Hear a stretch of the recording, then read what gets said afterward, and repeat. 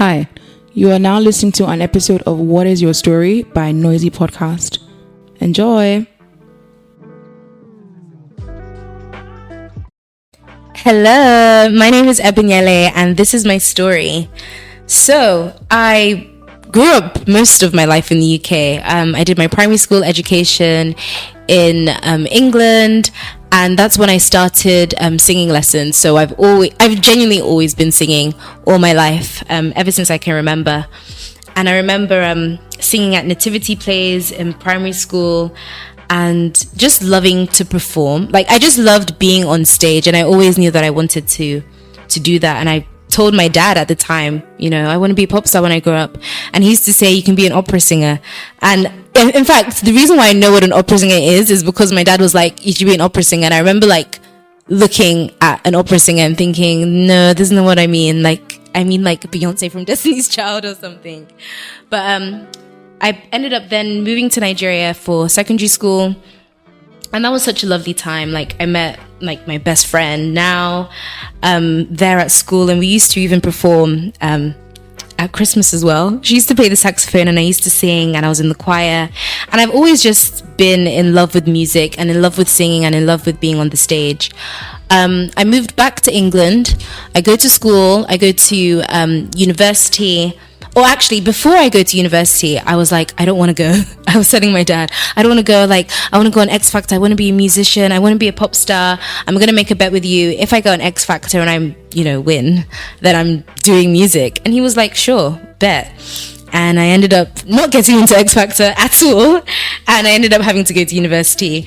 So I think that really discouraged me. I literally just decided that I was going to just face my books and face, church life, that university life of I'm just going to go to church. I'm just going to go to uni. I'm just going to read. I'm going to get a first class. That was kind of the vibe that I was on.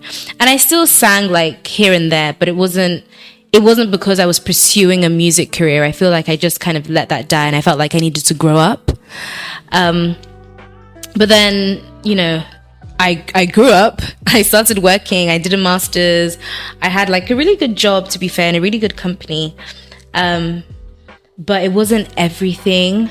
And I think during COVID, that was when I was like, okay, this is actually kind of boring. Is this it? I felt like I had done every single thing that I could possibly do. And I was just working, and I was in my room during COVID, working from home and thinking, this is kind of miserable, in all honesty. And one particular day I was listening to Beyonce's album called The Gift, and the first song, Bigger, came up, and I just remember listening and crying because I felt like she was singing to me. I felt like the words in that song, and if you haven't listened to it, please go listen. The words in the song just spoke to me in the sense that I was like, yo, I need to actually be bigger, stand up, get up, what the hell are you doing?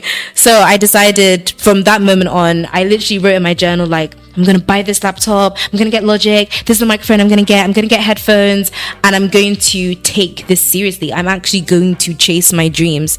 And I've been chasing my dreams ever since. I wrote a song called Underwater. It was about a relationship that had just gotten out about the time. And I released it, and it had a really good reception, to be fair. At least from my expectations, I'm so happy with how that song has done, and when people say, oh, they've loved it. I actually had someone literally just the other day say that song changed my life, and I'm like, I don't know if you're whining me, but oh my gosh, okay, because I know for a fact I want to be able to make music that inspires people, that tells a story that people can understand. I don't want to just do vibes. I love vibes, and I do have some vibe songs, but I also know that I want to be able to write and share my experiences, and for people to understand where I'm coming from, but also to be able to help speak out for other people that may not know how to actually communicate what they're saying. And because I know I do that. I used to literally send my ex-boyfriend songs this is how I feel, for them to understand how I'm feeling. And that's kind of how I create my music. So we released that song, and everything was going well.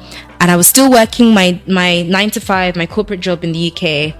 And Rishi Sunak came in and he cancelled one of the projects. So one of the infrastructure projects that I was doing in the company kind of got scrapped. So they didn't really need that many staff anymore. And they were saying, you know what, people can be made redundant and get money. And I was like, I'm going to be made redundant and get money and just move to Nigeria. So I ended up taking the cash, going to Nigeria. I still had to work. My parents were like, are you sure you want to do this? Are you enjoying the episode so far? If you love stories that make you feel at home, check out our anthology, A Man and a Woman and Other Stories. You can get a copy of this book through the link in our description box below or at Roving Heights Bookstore. Now let's get back to the episode. I remember my dad even saying, I don't think like you'll be paid that much. Like what you're making in pounds is not naira. And I was like, yeah, I know, but I'm pursuing my dream. Like, it's not about the money. It wasn't about the job. It was genuinely about moving to Nigeria to pursue my career, my music career. And I wanted to sing Afrobeats because like I want to do Afrobeat or Afrofusion kind of music. So I packed up my stuff, moved to Nigeria. I got a job. So I worked, and I have been working in finance ever since. I've worked 2 jobs in Nigeria now. This is year 2 of living in Nigeria. And I literally have been working a 9 to 5, but it's not even a 9 to 5. It's like an 8 to 10 p.m. The way they work in Nigeria, like shout out to everyone who is a corporate girly or bro in Nigeria, because they will work you. Oh my gosh. So I feel like I'm Hannah Montana, because in one hand I'm wearing like all black, corporate gear, going to work with my laptop, and then like in the weekend I'm like in the miniest of skirt and in like thigh-high boots, like singing on stage. So it's literally just a contrast, but genuinely I'm so happy. Like, though sometimes it can be hard. Even as I said, I'm so happy. I'm like, the other day something happened and I was just like, why is everything so hard? But it's part of the journey, and I feel like I know that not everything can go smoothly. Sometimes there are some instances where people do try and use their power or their authority to try and tell you what to do. But I've really just made sure that I'm being true to myself, my values, and how I want to create the music career that I have. So we keep pushing, we keep pursuing the dream and chasing the dream. I think in Nigeria, some people do like to take advantage, and the difference between being in England and being in Nigeria. I think when I was in England, and I don't know if it was because like it was my first ever song, I only had one song at the time, but people were really like, like follow your dreams, like, oh my gosh, like, I don't know, it's so different. I think in Nigeria things can be so cutthroat, and let's be real, like the country is tough. So people are really trying to grind and hustle and make their money. And I feel like you really have to be in the system, know the system, but also stand your ground to make sure that you're getting what is fair to you. You're making the money that you should be making, and you're actually just not allowing people push you over, or how the things can be in the industry, really, like people just trying to take advantage. And I feel like it's really important to actually know that you cannot take advantage of me because I'm a babe or because I'm not blown yet.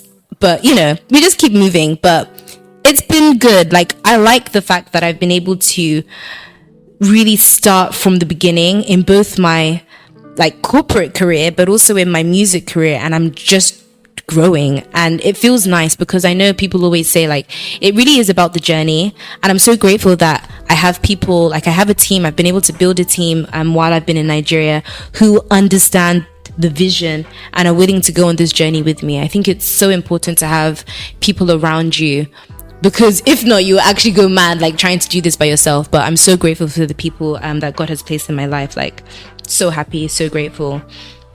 My highlights have definitely been performing. I love performing at Hertitude last year, and I'm performing again tonight at Hertitude, and I'm so happy because it's actually such a privilege to even just be able to sing in front of people, and people are so receptive to you and loving the music and like scream. Like, do you know how good it feels when people are screaming, "You're so hot"? Like, they're looking at you like, like they're fanning you because they're like, "You're so hot, you look so good." Like, it's just so nice. Like, it's so lovely when people are appreciative of everything that you're doing. And I'm so happy to be performing at Hertitude tonight, and I'm definitely gonna show the love right back to them.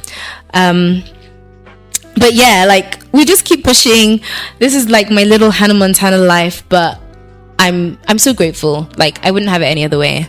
So yeah, that's my story. Thank you so much for listening. Mwah. Take care. Bye. We hope that you enjoyed listening to this episode of What Is Your Story by Noisy Podcast. If you would like to be a guest on this show, click on the link in the description box below. Don't forget to share, leave a comment, and like this episode. Also follow us on social media at Noisy Streets. Okay, see you same time next week. Bye.